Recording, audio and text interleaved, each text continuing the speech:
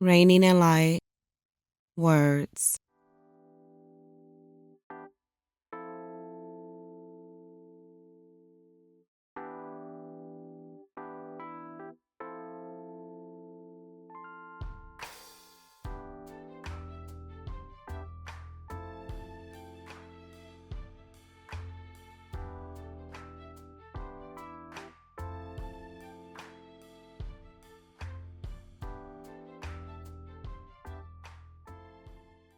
Words.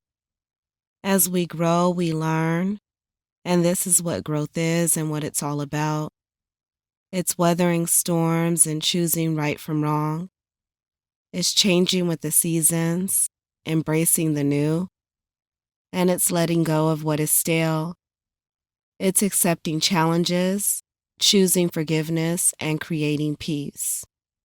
Growing is learning that we do not have to remain who we've been.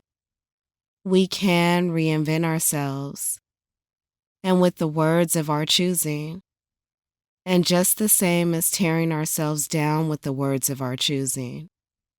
Perhaps in just the same as some others, when we were younger, and we've mentioned this before, we learned that words don't matter.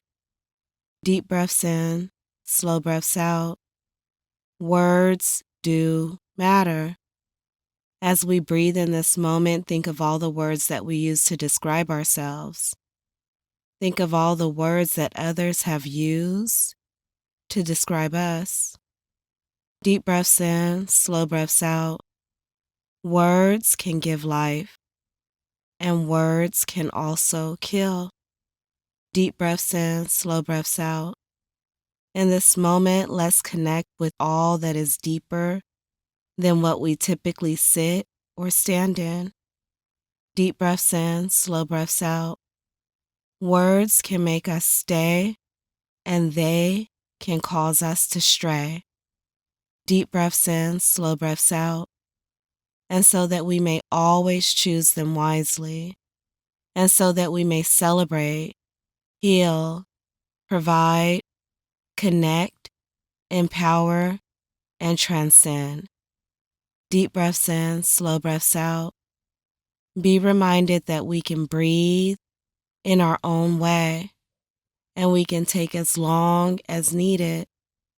This is, after all, about the individual and our very own spirit, relations to and with our greater spirit. Deep breaths in, slow breaths out. Say what we mean and mean what we say, and if we have words to deliver to others. Words move beyond thought, and so we must not expect others to be mind readers when engaging with them on any level. Deep breaths in, slow breaths out. There are over 7,000 languages in the world and over 8 billion people, and both figures are in counting at this very point. No one can say exactly how many words, at least in the English language, exist. And even if they could, any one individual might only be using a small portion of them. Breaking this down even further, how many of those words are used to uplift?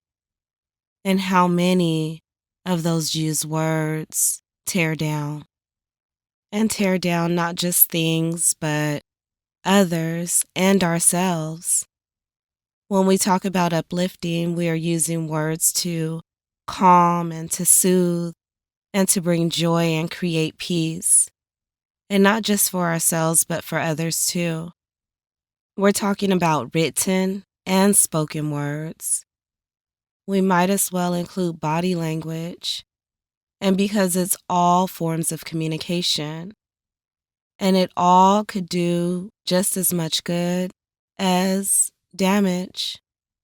When we talk about tearing down, this refers to words being used as weapons, and not just towards others, but our own negative self-talk and our own negative self-descriptions.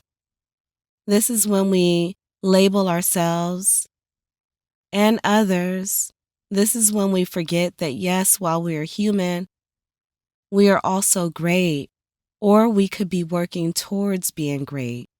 And if for nothing else but for our spirit, a description of great does not mean greater than. It just means great in our own right. Great just means that even with what we may consider or what others may define as flaws, idiosyncrasies, or quirkiness, it's all okay. Just the same as all things, words are a privilege, and in any form that we're able to use them. With all privileges, there must be caution, and so that our privileges are not abused or taken for granted. To understand this further, we request solace within and from the Spirit. Solace is simply comfort, and especially during times of anxiety, sadness, or pain, and this is what some words can produce within us. And when they're used as weapons, words can create mass destruction. What we say matters. Words are powerful, from the smallest and the one thought to be the least significant to the largest or the longest and the one that's thought to hold the most weight. Words have an effect on us. They influence us, they guide us, they can change us, they can open us, and they can certainly close us. They can stop us. Words contribute to our emotional, mental, physical, intellectual, and spiritual health and success. This is our overall well-being and includes space for our self-esteem, our confidence, and our trust. Words can hurt, but we know that they can also heal. Sometimes we look to others to say the words that we believe we need to hear or need to be inspired by. When those words do not come, we may feel lost, confused, or even abandoned. Some may desire a leader to give words to a nation, to help its people, to be good and kind to one another. And again, when these words don't come, the same feelings may be felt. It is time for us, each person, to use words that will inspire others and encourage others to do the same. We must become inspired by the words we use towards ourselves. It is time for us to teach by modeling the use of words to help ourselves and others to be more than good to one another. Words move beyond name-calling. Words and the use of them move into manifestations. We are the words that we speak. We are the language that we use. Words are energy. They shift, they travel, they penetrate. Of all that we do not have control over, we do have control over our use of words. Here is another reason to practice mindfulness, and so that we become aware of the words we hold and the words that we speak. With words only being one element of language, we can use ours to improve our lives and the lives of others. The words that we use do reflect our morals. They do reflect our values. And unfortunately, sometimes our prejudices. Words can create change and for the better. We can feel the power of our words and instantly. When we speak negatively, we can feel the weight of the stress.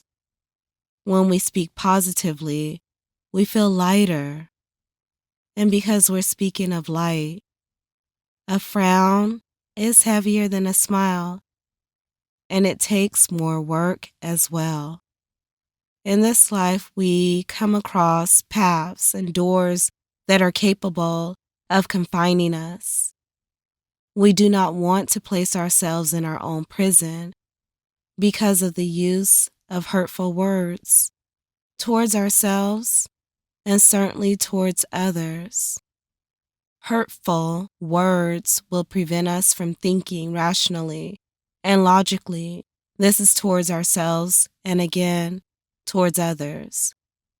We do want to be honest with ourselves and honest with others, and this is possible without hurtful words. If we consider ourselves to be one branch of a tree, and perhaps of the greater spirit, we can understand the need for each to aid in the wellness of the other. We can begin with words and with gestures of hope, and then to kindness, and then to peace. If we don't begin now, then when? Begin with raining and light.